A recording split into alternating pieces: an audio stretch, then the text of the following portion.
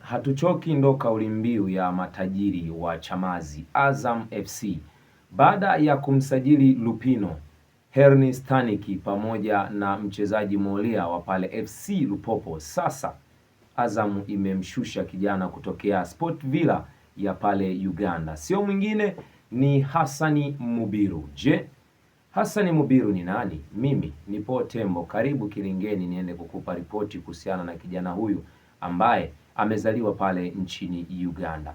Hassani Mubiru bana ni mzaliwa wa mwaka 2005, kwa maana ya mwaka 2005, umri wa miaka 21 mpaka sasa, na msimu huu amefanya balaa kubwa sana pale Uganda, na ni miongoni mwa wachezaji ambao kwenye ligi ya Uganda kiukweli ndio mchezaji ambaye alikuwa anafuatiliwa sana na watu kwa ubora na kiwango ambacho amebarikiwa na Mwenyezi Mungu. Na msimu huu kafanya balaa kubwa. Kwa nini?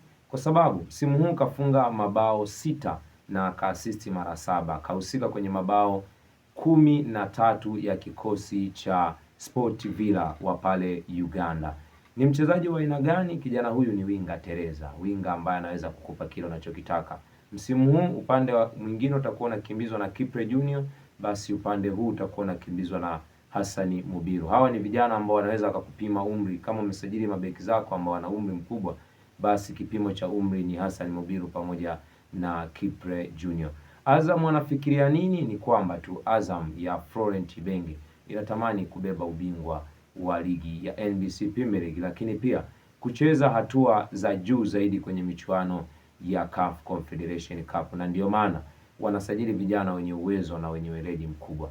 Itoshe tu kusema kwamba Hassani Mubiru ni miongoni mwa wachezaji wazuri ambao kama Azam wataenda kumtumia kwa manufaa makubwa, akaenda akaamua kuisaidia Azam kwa kiasi kikubwa, akaamua kujitoa kwa kiwango na kipawa alichobarikiwa, basi tunaweza tukaiona Azam ambayo itakuwa tishio sana upande wa mashavu ya uwanja, kwa maana ya mapana ya uwanja, pembeni, kulia na kushoto wanaweza wakawa na wachezaji nyota muhimu sana.